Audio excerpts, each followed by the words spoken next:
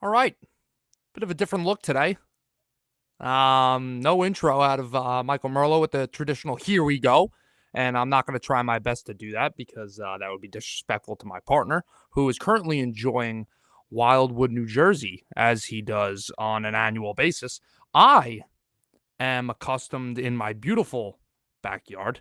Solo episode here, first time ever doing this. We're 3.5 years into this podcast.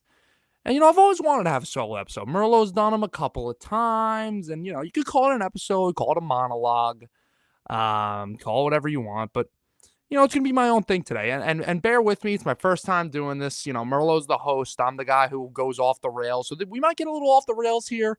We might get a little all over the place. I might start rambling. But listen, I need you to just stick with me and trust the process, okay?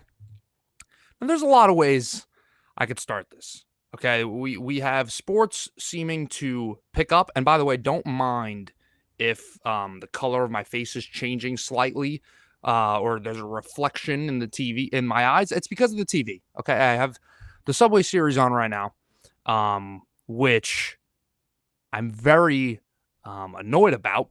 Should not be a surprise, but I'm going to wait until the conclusion or towards the conclusion of this game to talk about that. Currently, we're in the sixth inning. Garrett Cole just got pulled after a bad start. So we'll get to all that stuff later. Baseball, we're going to save for last. Okay. Football, training camp started today. We're going to talk about that. But I'm also going to hold off on that just for a little bit. Because one thing I want to talk about is the importance of this presidential election. No, I'm kidding. We're not talking about politics. But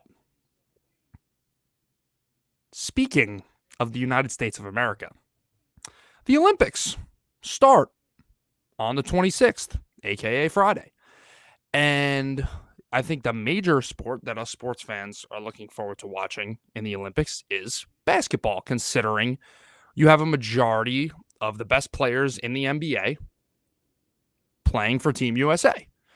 And obviously, this year compared to years past, it's a little bit different as the game is just getting more and more international as I watch a bug fly behind my head because I'm outside. I saw a statistic, something like Michael Jordan faced, or I shouldn't just say Michael Jordan, the Dream Team faced around 11 NBA players in the entire Olympics.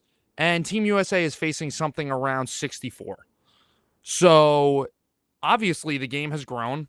I mean, the top 5 players in the NBA, I think you can make an argument that they're all European. I mean, Luka, Jokic, or I shouldn't even say it, foreign, SGA, Canada, Giannis. And then that last one, there's been discussions of, I know Joel Embiid's playing for Team USA. He wasn't born in America. I'm not going to get into all that stuff. But the one thing of why I'm bringing this up right now is I think we need to take this moment as a plane flies over. Shouldn't be bad with the noises today. It's relatively quiet back here, except when that happens, which is rare.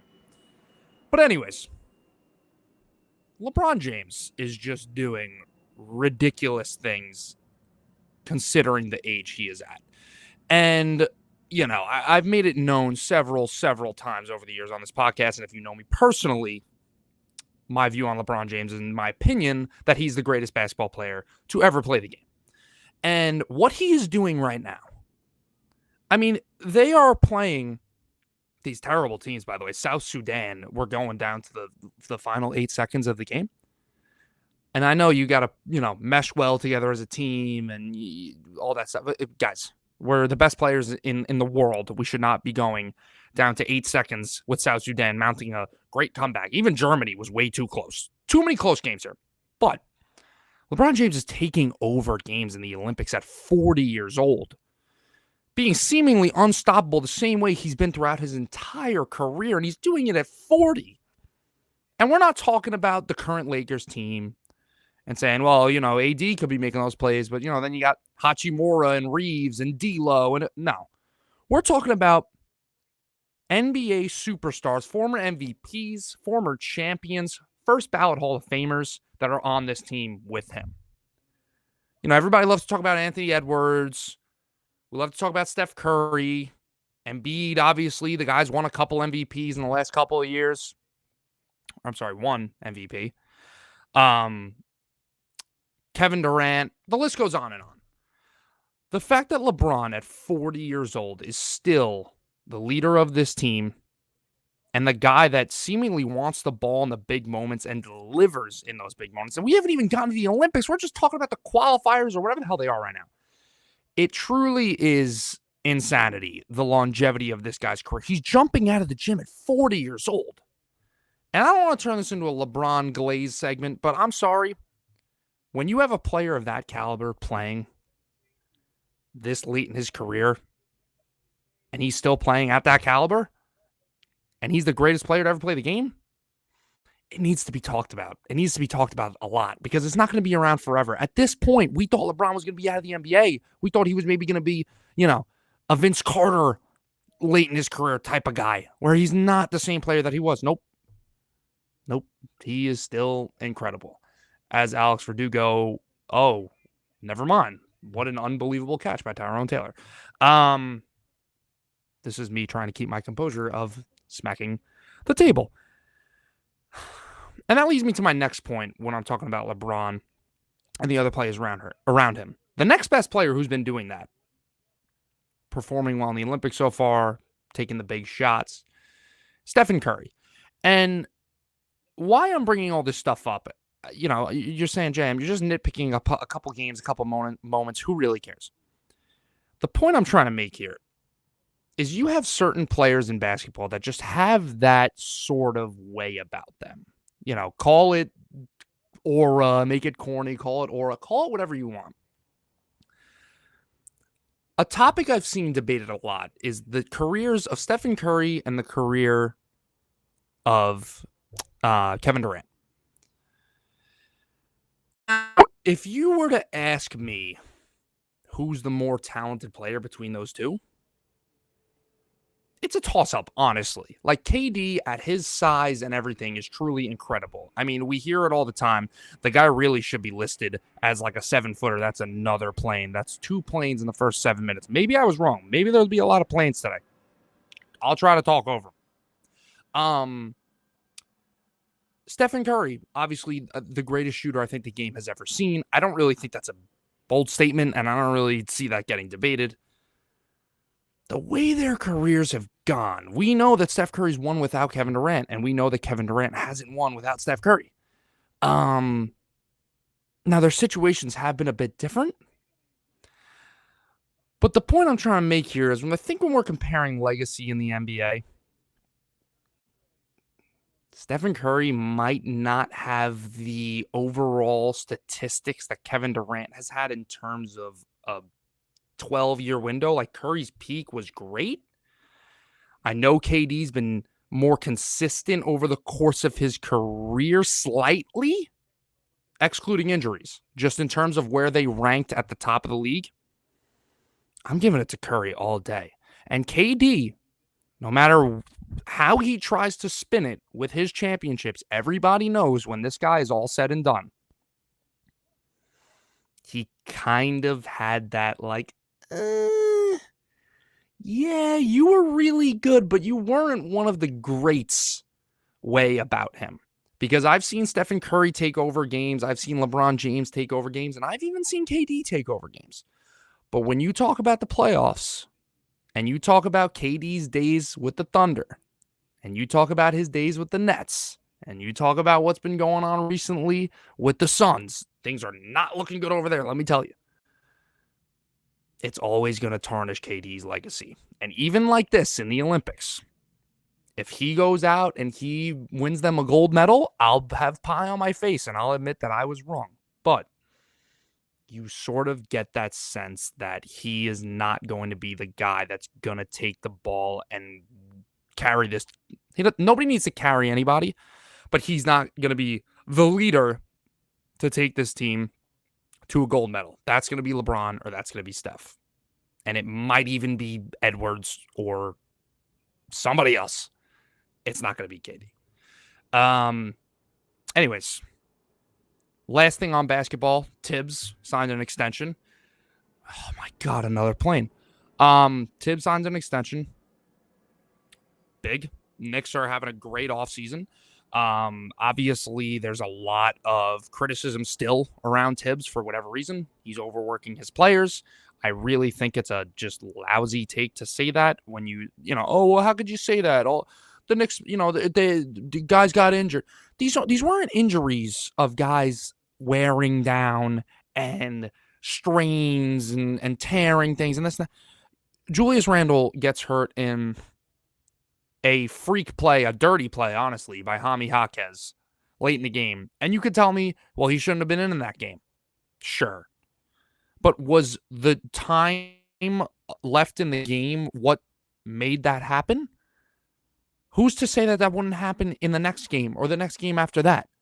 In the middle of the second quarter. I think to nitpick and be like, oh, somebody just threw it down the line for the Mets. To say that is just a stupid nitpicky take. Then you go to Brunson. The hand. Is that Thibs' fault that he broke his hand randomly in a playoff game when he should have been on the court, obviously? No. It's game 7. It's a winner-go-home game. It's a freak accident. Guys are playing hard. It happens. OG's had injury problems his entire career. Hopefully, he stays healthy for this team. So, to think that he's running his players into the ground and this and that, and there's been plenty of criticism around the league about that, and the article comes out at the end of the year with the Athletic article polling all the NBA players and what coach would you least want to play for, and it's always Thibs. And that's because most of these guys are freaking divas that hate to play hard and they hate to work their asses off. And fortunately, the Knicks have assembled a team that is willing to do those things. Scrappy, a blue-collar team. It's what made the city fall in love with them. It's what's made them so good over the past 2 years. That's enough basketball. What I did bring up at the beginning of this, besides the Subway Series, is football. Football is back. The best sport that there is finally back. Now, we're not fully back. There's no games being played, but training camp is among us. Yeah, I really did not account for the planes. My fault on this, guys.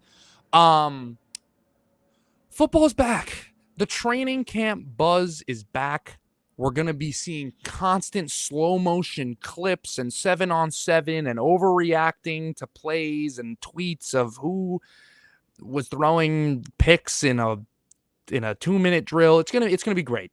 The training camp propaganda, the hysteria is here, and I'm here for it because we finally have football back. And I want to start with most obviously the two teams that most of you guys care about, and that is the New York Jets and the New York Giants. First, I want to start with the Giants because there's been a lot of buzz with them with this Hard Knock show, and we've seen a lot of stuff about, Saquon, and now, we have training camp starting. I saw Saquon running out in an Eagles jersey today. And Saquon went on an interview talking about how the process went with the Giants about re-signing a contract. And there's some finger pointing of, was he ever actually offered a deal? He said he wasn't. The Giants and the Hard Knocks clips seem like they did. What I got from what Joe Schoen did was they're both right. Because, yeah, he was never, I guess, officially offered anything. But Shane also didn't just close the door on him, and Saquon didn't come to them saying, hey, I want to be back. And he was like, nah, we don't want you. Shane allowed him to test the market. And I think that was the best thing for the Giants to do. And I think that was the best thing for Saquon to do. And I know a lot of Giants fans are not going to like to hear that. The matter of the fact is, I've talked about it several times, and Merlo agrees. This team screwed up back in 2018 when they drafted that guy in the first place. I mean, you had a top 2, you were picking number 2 overall. And that doesn't happen very often, especially maybe in recent years for the Giants, a little more often because they haven't been so good. But over the Giants' course of their franchise, they pride themselves, they got 4 Super Bowls. They pride themselves on being a successful franchise. So You're not the Cleveland Browns of, up until 3 years ago. You're not the Detroit Lions of up until 3 years ago where you're picking number 1, number 2, number 3 all the time. Like, this doesn't always happen. So you had the opportunity there to take a Sam Darnold, to take a Josh Allen, to take a Josh Rosen. And I know 2 out of 3 of those names that I just threw out there, nice job, Glaber. I'm going to freak out when we talk about the Yankees later. Okay. I know some of those names I just threw out there, Sam Darnold, Josh Rosen. Damn, what are we talking about here? I get it. At the end of the day, I don't know what would have happened if those guys went to those situations. I still have hope out for Sam Darnold. I still think he's a talented quarterback. Do I think that if he landed in the right situation, he would turn out to be an elite quarterback? I don't know. Do I think he could be a guy you could potentially win with? Sure. Who knows? But the matter of the fact is, even if it didn't work out, that just screwed up the timeline of the Giants in a big way. They drafted a running back at number 2 overall, which is absolutely nuts. He's a great running back, very talented. I think his career with the Giants was honestly a little disappointing. The fact that the guy was hurt for about half of it. Granted, when he was healthy, he was great, but really his best year was what? His rookie year, and then maybe 2022 when the Giants made the playoffs and beat the Vikings. That's it. But what they did with Saquon to then delay the quarterback another year, trying to win with Eli in 2018, that didn't work out. Then getting Jones in 2019. Jones hasn't worked out. And I mean, can we stop with the trying to hold out hope for this guy? I think let's call it wraps. You could even see in Hard Knocks, Dayball's like kind of done with it. But he's like, you know what? They couldn't get Drake May. They couldn't get Jaden Daniels. Couldn't get Caleb Williams. What are we going to do? Settle for JJ at that point? I don't disagree with their choice to pass up on him and get Neighbors. At that point, they did the right thing. They said, all right, we got to try to win with Daniel Jones. Let's get him Malik Neighbors. This team has been dying for a number 1 wide receiver ever since Odell left. Here's a number 1 wide receiver. I think Neighbors is going to be a stud. Do I think that Neighbors is going to be a Jamar Chase, Justin Jefferson type of rookie year?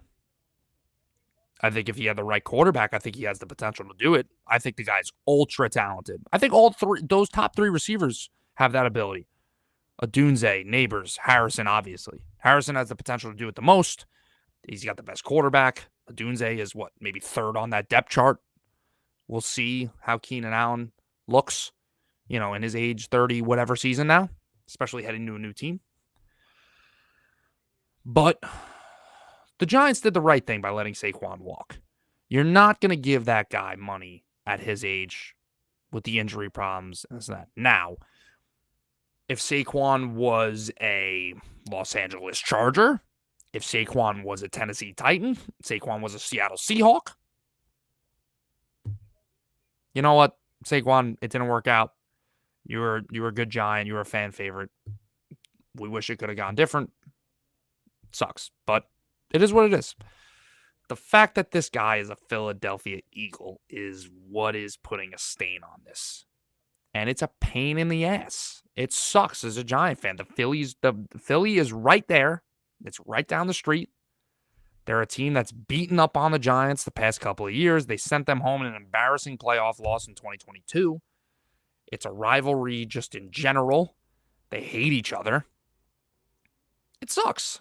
It sucks to see your favorite player go to a team like that. The closest I can think of it is, I'll put it in baseball terms, I don't think Saquon is Aaron Judge, but in terms of that homegrown fan favorite, it's like Aaron Judge going to the freaking Red Sox. It would eat me up. It would piss me off, drive me nuts. I would hate Judge. I get it. I get all of it.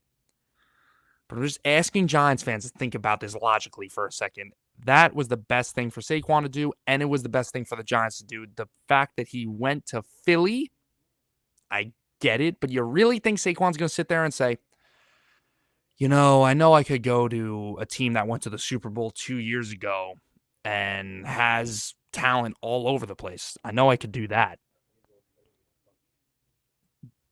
But instead, I'm going to grant the Giants the choice, the favor of not going there? I don't think so. That was not the best choice for Saquon. The best choice was for him to go to Philadelphia. That being said, what are the expectations for this Giants team? I don't think it's exaggerating to say it starts and ends with the quarterback here. I mean, what are we in, year 6 with Jones now? Might even be year 7? Year 6 with Daniel Jones now. Torn ACL last year, really bad start. The only good year that this guy's had was back in 2022. Giants played a very modest offensive style. That was Daboll's first year. We'll see if they're willing to let Jones sling the rock this year. I think he's going to have to. There's no more Saquon. I got a little beads of sweat coming down. It's humid out tonight. There's no more Saquon. Devin Singletary's running back now. Devin Singletary's no slouch. He had a nice year last year in Houston. That's not the guy that's going to turn your offense around, though. He is just a supplementary piece. That's all he is. So it's a big year for Jones. Now, like I said, the Giants had to make a decision of the quarterback position. They couldn't get those rookies. They decided to stick it out with Jones. Now they finally, hopefully, Neighbors got all the potential in the world, finally got him as number 1 receiver. And all of a sudden, that receiver room adds a lot of depth. Because you put Neighbors in the number 1 spot, you put him at that X, it slides Robinson down, slides Slayton down, it slides Hyatt down. Seeing a lot of potential now with this receiver room. I like Wan'Dale Robinson. I think Giants fans have gone a little crazy with the hype about this guy. But I do like Wan'Dale Robinson. I see a lot of talent out of this guy. He's a quick receiver. He's a great route runner. I really like him. I think that he could be a very effective receiver for the Giants. This offense, though, is going to struggle. They've had problems on the offensive line. It's been Andrew Thomas and a bunch of crap. They added some guys, right? You drafted John Michael Schmitz last year. Nice name. You got Runyon. They've added some pieces.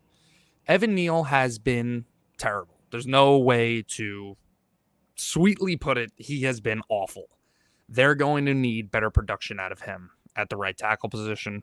Will he actually provide that production? I don't know. But the bottom line is this offense is going to struggle. The good news is there's potential with this defense. I mean, when you look around at front sevens in the NFL, the Giants are at least in the top 10. I mean, you got bookend edge rushers there of Thibodeau and Brian Burns. That is really, really good, especially if Thibodeau takes another step this year. Thibodeau could be an all-pro. As Pete Alonso perhaps just hit a home run? Nope, flew out to the wall. Dexter Lawrence on the interior, obviously. I mean, we could talk about Dexter Lawrence all day of the caliber of the player that he is.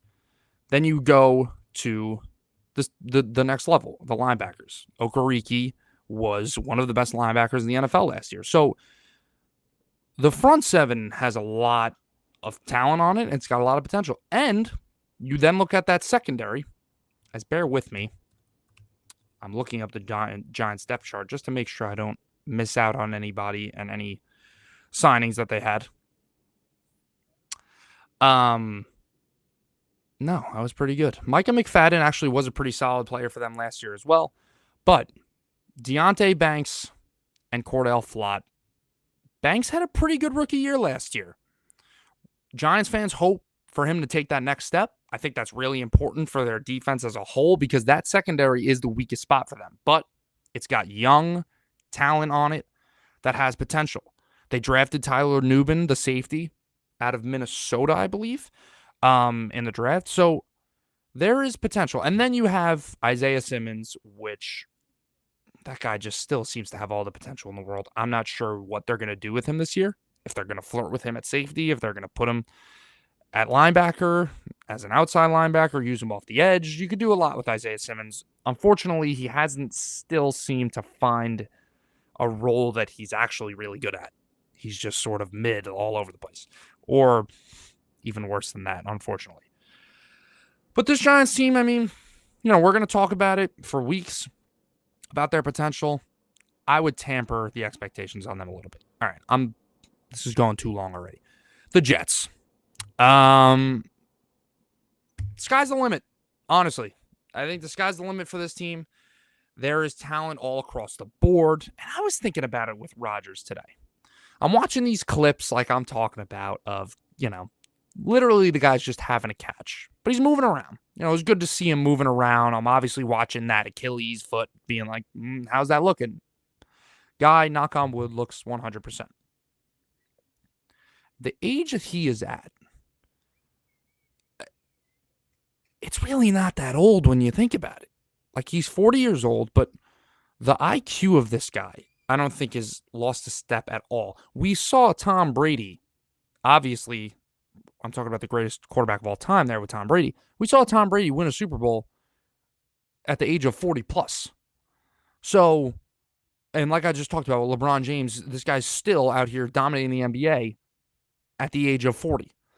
So, to just think, oh, Rodgers is old, he lost it. No, I would not count that out at all. This guy is a competitor. This guy is ultra talented. Up until Patrick Mahomes, I don't know. I don't want to say it yet, but I'd really consider Mahomes, but Rodgers is the most talented quarterback I've ever seen. So, do I think he's lost maybe some speed over the years? Yeah. A little bit of athleticism? Sure. He's 40 years old. He's still got all the tools to make it work. And that last year he had in Green Bay would have been the best year a Jets quarterback has had in a long time. And that was with a depleted Packers roster, an injured Packers roster, and a broken thumb. So just to think that, he had a year off, he's coming over torn Achilles. No. If anything, I'd be more optimistic because he's got a year off of his legs sort of thing. Top to bottom, the Jets are stacked. They really are. The wide receiver room, towards the bottom, if one guy goes down, all of a sudden it gets a little scary.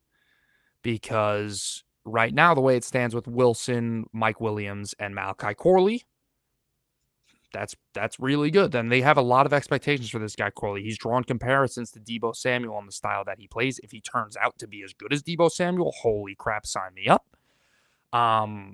That's not where I'm going to put my expectations, but the kid looks really talented. And then you have Lazard. Lazard is such a wild card because he was terrible last year. And I kind of have the feeling that he's a terrible receiver in general, but he needs Aaron Rodgers. If he has Aaron Rodgers, they have chemistry. Rodgers knows what he's good at, knows what he's bad at, and he can make it work with Lazard. So I think the receiver depth is good. Like I said, if one guy goes down, all of a sudden, God forbid Garrett Wilson goes down. Now you're talking about Mike Williams and Corley as your 1 and 2 and Lazard as your 3, or you'd put Corley in the slot, blah, blah, blah. Sure. But any team with a big player getting injured, yeah, you'd get worried. The offensive line is vastly improved. Looking back in hindsight, very, very happy they chose Fashanu. Because looking at Tyron Smith and the age that he's at and how many games he's played year after year, not being 16 or 17, having that insurance of a first-round pick is very, very comforting. The defense, phenomenal. Elephant in the room, Hassan Reddick is not in camp. And this situation, it just sucks because just when you think, and I don't want to make this too like same old Jets, but just when you think the same old Jets stuff is done, something like this happens. And there's a lot of finger pointing going on. Right now, the narrative is, well, he lied to the Jets. He said he would sign a deal. The Jets, they sort of had a mutual understanding, and now he's kind of backing up on his word. If that happened, sure. Reddick sucks for that. What a ridiculous move. Whatever.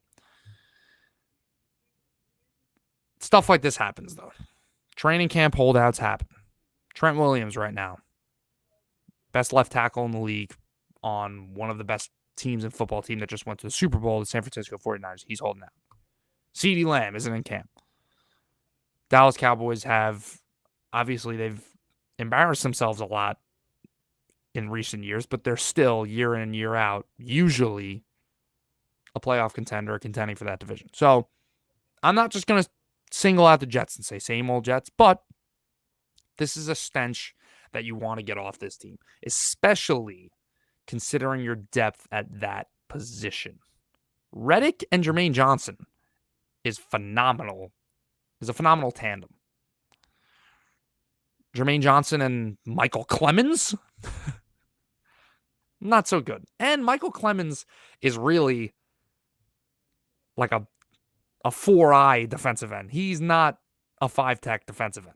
He's not an outside edge rusher. No, he's more of a 3-4 defensive end. Guy's too big-bodied, more of a special teamer. As Aaron Jones goes down on strike 3, which looked like a ball, but he's 6'7", and they call that on him sometimes. Actually, sorry, that clipped the outside corner. Yeah, it's probably a strike. Go figure. But anyways, expectations for the Jets are high. Something that is really, really funny that I want to talk about. These training camp fights are like bizarre. You know, I played football in freaking high school, and it's not the NFL. And trust me, I was not a superstar by any means. The coaches sort of liked the fighting to a certain extent, right? Especially my coach. She was a bit of a nut job. It showed, passion. Guys were into it. It's good to form that competitive spirit, right? To have guys caring that much that they're going to butt heads during practice. But this guy, Travis Kelce, I mean, I think this guy's a cornball, to be honest with you. I think he's a good dude. I think that whole family are great people. But Travis has that super corny side to him. And he did it last year in training camp where he's throwing punches at guys as a freaking 12-year vet, first ballot Hall of Famer, maybe the greatest tight end that's ever played the game. And he's throwing freaking punches at rookies. And it's a really weird thing to be doing, considering the player and the person that you're supposed to be for that team. There was a clip of George Karlaftis just decking Kadarius Toney, which was honestly hysterical. Karlaftis, it was a cheap shot. I would have been freaking out if I was Toney as well. Yeah, Travis Kelce running over there, or having words, getting in his face, this and that. Like, I get it. You got to stand up for your teammate, and you're a veteran. It comes off as extremely unauthentic, if that's a word. I think that's a word. Somebody fact check me on that. It's very corny. And these training camp fights in general, I can't wait for these joint practices where they're going to be throwing haymakers at each other. And we're going to have the conversation again of, should we be having these joint practices? And, their players are going to get hurt, blah, blah, blah. They're going to make a big deal of it. It's a nature of the thing. Quick side note, I've seen a lot of talk about these the little skull cap things to prevent the concussions, and people are like, oh, they look terrible, this and that. I really am of the stance that I don't care how they look. If that prevents concussions, I think 100% those should be used in games. It makes the games safer. It makes these guys, we know about the CTE problem in the NFL. Get rid of all that. Sign me up. Okay. The inevitable. The Subway Series. It just went to commercial. I believe we're going into the 8th inning right now, and it is 6-2 Mets. Yeah. Inning is over. It's 6-2 Mets. Even if the Yankees mount an amazing comeback right now, which I would bet a ridiculous amount of money that it's not going to happen, this team has issues. Real issues. You put out a lineup, and obviously I know most of you saw what I had to say about that lineup on Tuesday night. You put out a lineup on Tuesday night of Jahmai Jones in the leadoff spot. and Carlos Narvaez as your catcher, and J.D. Davis batting cleanup. I don't know which one I hated more, the Davis cleanup or Jones leadoff. Probably Davis.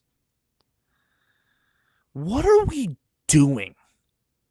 I mean, seriously, this all boils down to one thing, right? We could talk about, these guys aren't performing, blah, blah, blah. The Yankees haven't made the right moves. The New York Yankees need to seriously do a deep dive into their scouting department and into their player development, because this team has not pumped out a legitimately good position player since Aaron Judge that has stayed with the team. You had Gary Sanchez for a couple of years. That guy was great. And then he fell off a cliff. You really thought Gary and Judge, at one point we thought Gary was the better power hitter. Gary came up that same year that Judge came up. He had 20 home runs in like 55 games. He was freaking unbelievable. Then Judge stole the show the next season in 2017, obviously with his historic rookie season. Then the next year, this is all stemming back to 2016 when the Yankees made A-Rod retire, when Teixeira in his last year, when they had that youth movement all of a sudden. 2017, call them the Baby Bombers. I just talked about Judge's year. Sanchez was great that year. The next year, you bring up Gleyber Torres. You got him in that Chapman trade. He at one point was the number one prospect in baseball. There was so much hype around him. He comes up as Mark Vientos hits a freaking home run. Tim Hill in the game right now. Tim Hill. Anyways, Andujar comes up. Gleyber comes up. Gleyber had all this hype around him. He's a great rookie season. The next year, 2019, the guy hits 38 home runs. And we know about 2019. We know how crazy 2019 was. Jeff McNeil and Brett Gardner combined for over 50 home runs that year. All of a sudden, you feel this youth movement. I haven't mentioned Greg Bird also. Clint Frazier. All these names. It's like, wow, look at the Yankees, this farm system. These guys are coming up. They're producing. You still had guys on the way. You heard of Estevan Florial and whoever else. And all of a sudden, 2020 hits. 2020 is a bad year for the Yankees. They are fighting for their playoff lives in a year when they adjusted the playoff format to allow 8 teams in. They beat Cleveland and then get not embarrassed, but suffer a tough loss to the Tampa Bay Rays. Then you have 2021. Gleyber falls off a cliff. Even 2020, if you remember, he couldn't hit a home run. He had 3 home runs in the entire season. Granted, it was a short season. But all of a sudden, this young potential superstar, especially at the young age that he was at, under 25 years old, thinking this guy could be the next Derek Jeter for this team. He played second base. They were planning on moving him to shortstop. Didi left. It's like, oh, Gleyber's going to take over the reins. That's not exactly how things went. And 2021 sort of started this past 3 years of just terrible Yankees baseball. And they made the playoffs 2 out of those next 3 years. Joey Gallo gets acquired in 2021. Anthony Rizzo. His team finally gets some left-handed bats, we're thinking. Gallo can't play in New York. Rizzo works out. Rizzo plays well. They bring him back. Give him a new contract. Gallo, you bring him back for the next year. He's got 1 more year left on his deal. You end up shipping him off to the Dodgers for Clayton Beeter, who actually has the potential to be a pretty solid big leaguer, but doesn't work out. You win 92 games in 2021. You lose to Boston, your longtime rival in the wild card round, and you reset for next year. Okay, 2022 comes along. Finally, you think this is the team. They get off to this ridiculous start. They win like 50 of their first 68 games or something like that. You get IKF, Josh Donaldson. Guys are having good years. Jose Trevino's an all-star. We're like, wow, look at this. We're finally going to get one of those years. Oh, for Christ's sake. Oh, as Oswaldo Cabrera makes an error throwing home in a 5-run game on a ground ball and can't even get the out. Holy crap. Anyways. Another terrible year for the Yankees. 50 wins in the first 65 games. Then all of a sudden, they can't win a game. They play 500 ball and don't even win 100 games, which is like, well, okay, what a spoiled comment to make. No, this team was on pace to win 115 games at one point. They don't even win 100. I remember the thought of them winning 100 in July was like, yeah, okay, they're going to win 100 games. Matt Carpenter is out here hitting freaking bombs at the age of 38. As I believe that's Francisco Lindor hitting a ball into the bullpen to make it 11-2 Mets. They're really just trying to fuel the fire right now for what I'm talking about. Now, in 2022, okay, you know what? Bad end of the regular season, but we're in the playoffs now, okay? Aaron Judge just hit 62 home runs, becomes the AL home run king. The Yankees just skate by the Guardians in a series where you should have easily handled them. But you know what? You won the series. It was entertaining. Who cares? Finally, this is the year that let's beat Houston. You get swept. And it just sucks the life out of these past couple years and out of Yankees fans in general. 2023, they finally missed the playoffs for the first time in a while, and you sort of think, is this the end of the road? Where do we go from here? You just signed Aaron Judge to a huge deal, but what's the vision for this team? And now you go into this year where you go out in a big, big way and you get the best player that was on the market besides Shohei Ohtani. The best player on the trade market, I should say, in Juan Soto. Perfect pairing. Him and Soto back-to-back. Him and Judge back-to-back are ridiculous. The best duo we've seen in baseball in a really long time. And it's working out for the two of them. Soto's OPS is over 1,000. Judge's is over 1,100. He's having another one of those 2022 years. Things are going great. And now you have the same problem that's plagued you over the however many years since 2020, where there is no depth on this team. The concern about this team going into the year was the starting pitching. Granted, it's taken a hit over the past couple of months. Rodon seems to be back to the Rodon that was of 2023, which is terrible. Granted, he did just have a nice start against Tampa, going 7 innings. He can only give it up 1 run. Luis Gil gets off to this blistering start. Now he's back to still being a really good pitcher. I still am very hopeful that Luis Gil is still going to be a very good number 2 starter.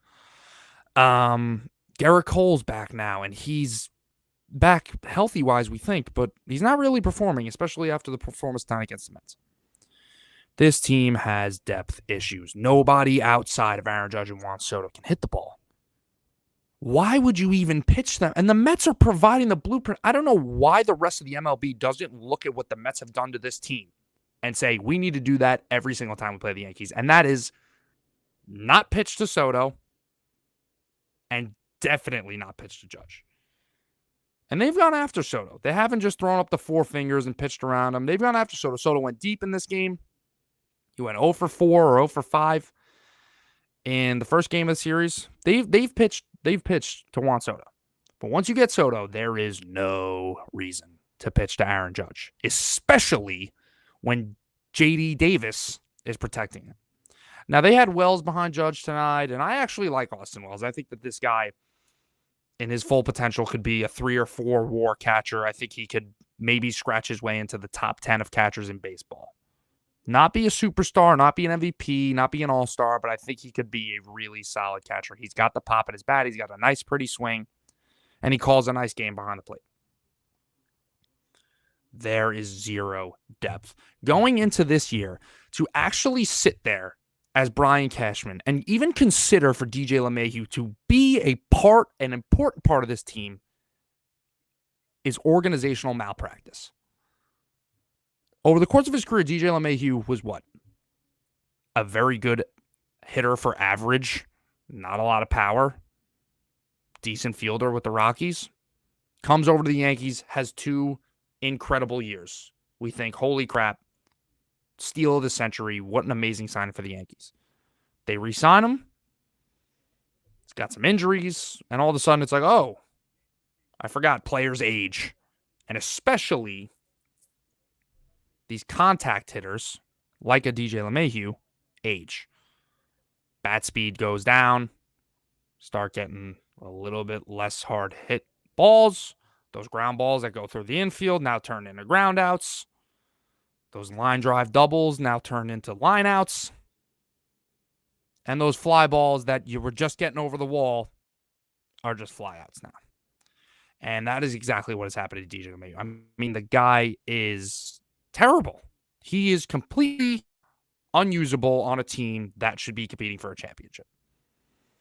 Now, if the Yankees want to somehow keep him around and have him batting at the end of the order, as JD Martinez hits double, and this is just continuing,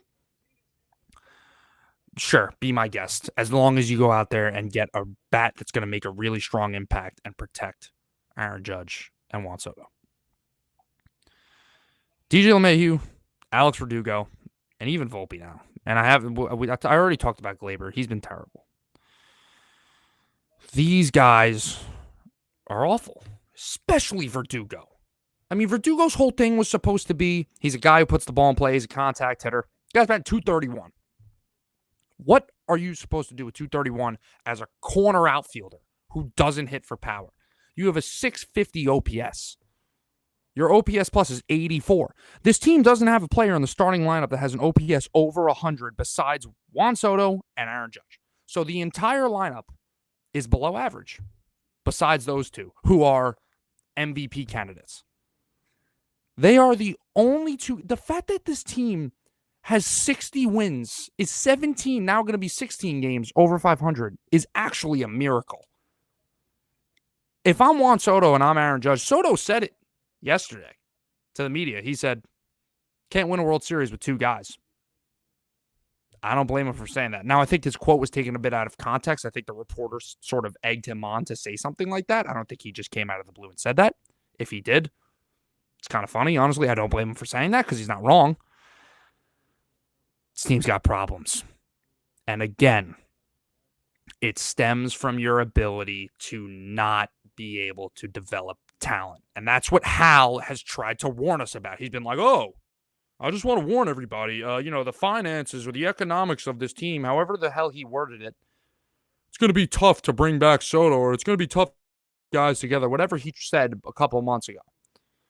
Well, it's going to be tough because you can't develop anybody to perform well on their rookie contract. You have to just go out and get players that other teams have developed and sign them to these deals where all of a sudden our salary cap, we're hitting the luxury tax. We're through the second, third threshold. Our payroll's $300 million.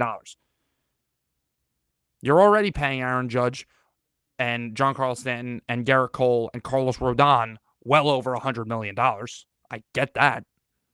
And Rodon, I mean, that's a story for another day. We could talk about how bad that contract's going to end up being.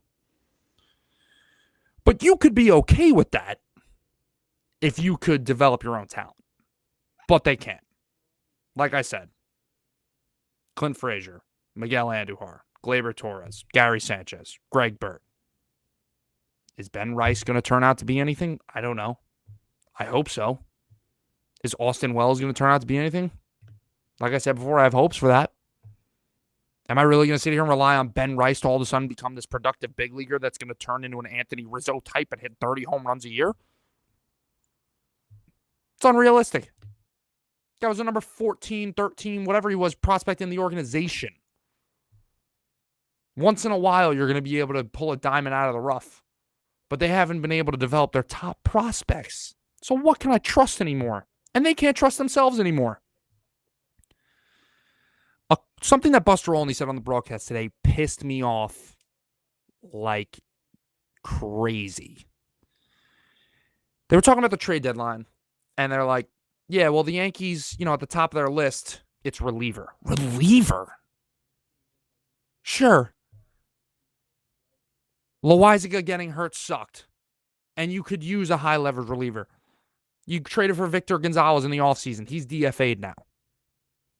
Luke Weaver, Michael Tonkin, they've been good. But I get it. We do need a high-leverage reliever. I can't trust Clay Holmes to even close out games, to be honest with you. I can't believe the guy even made the All-Star game. But to sit here and say that the reliever is at the top of the list, what are we talking about?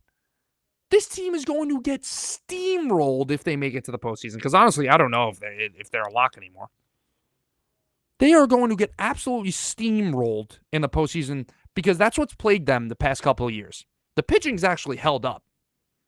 It's been the hitting, and especially the timely hitting.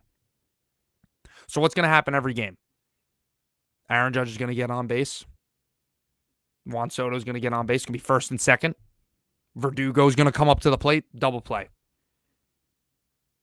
They can't hit with runners in scoring position. And I know Stanton hopefully is coming back, but you never know with him.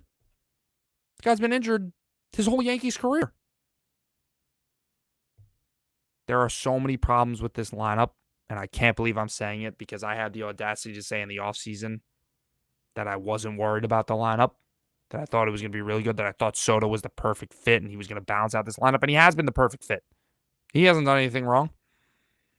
There's problems all over the place, and it's just tiring to talk about because it's not a surprise, and it's been talked about so much. I wanted to talk about the Mets and potential deadline deals and stuff like that. I'll just leave it here. I don't think they need anything in the lineup. I think their lineup's good enough. I love Vientos. I think that they have the depth in the lineup. Jose Iglesias is batting 380. I don't think he's going to keep that up, but that lineup is annoying, and it's good. I don't think they need anything, and I expect Pete to pick it up. And he hit a home run tonight, and I expect him to keep picking it up. Finally, I guess I'll end it off with this whole Subway Series dynamic. It's fun. It's definitely fun. And, as much as the Yankee fans, we try to do and I'm not lying when I say that I worry about the Mets a little more than my Mets fans worry about the Yankees. I'm using a little there in hyperbole. It's a lot more than a little. But the bottom line is when these two teams come together, I went to a Subway Series game at Citi Field early in the year. The atmosphere is great. It's fun. It's competitive. It's nice to have that playoff feel and that competition between the two teams. And, it's nice to see that the Mets are competing and under this Cohen administration, if you want to call it that. But something that really made me laugh is I think at the end of the day, this Subway Series and the interactions on Twitter and in person, all that stuff, it's sort of like an insecurity projection competition. It's Yankee fans projecting the Met fans saying, oh, you're our little brothers, this and that. When at the end of the day, in the back of our mind, we're like, you guys haven't won anything, but we haven't won anything either. Yeah, we've had better regular seasons. Yeah, we have better star power, and we're still the New York Yankees and this and that, but at the end of the day, we haven't won anything. And then you have the Mets fans freaking out when they beat the Yankees and saying, oh, there's a new team in town and this and that. And, it really is funny. It's like two insecure fan bases just going at each other, knowing at the end of the day, we've both dealt with a bunch of crap. And I know that's going to piss off Met fans and, you haven't understood what we've dealt with and this, that. Listen, I get it. I'm a Jets fan. Okay. I get the best of both worlds. It's a different kind of pain. The Jets, it's just, and hopefully this year is different. And I'm going to hold out. I'm going to be very hopeful because that's the way to be a fan, to get your heart broken, get your hopes up, and get your hearts crushed, just like 4 plays into the season last year. But it's a different kind of pain, okay? When you have a team that could win it all, and you have a player like Aaron Judge that you love so much and has been the best player you've seen play for any of your favorite teams, and knowing that he's 32 years old now and you might be wasting his career, that's a really bad feeling.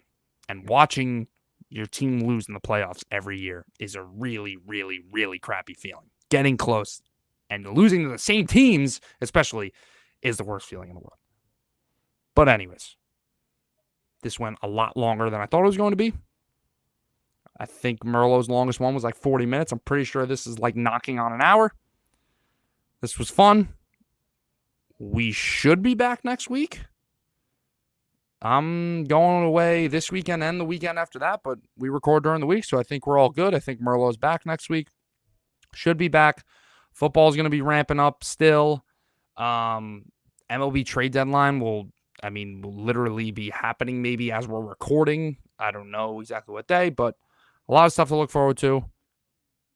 I think I did all right with the rambling and stuff. I know I warned you guys about that. I think I did a pretty solid job. Thanks for watching. Keep up with the socials. Going to have clips and stuff going out there. I love the interactions and everything like that. And I am going to shut this Yankee game off and go to sleep because I can't take it anymore. See you guys later.